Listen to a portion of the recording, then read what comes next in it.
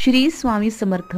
खूप जास्त टेन्शन येत असेल, मनामध्ये खूप विचार करत असाल तर आजच हे काम सुरू करा. स्वामी भक्त हो, टेन्शन केव्हा येतं?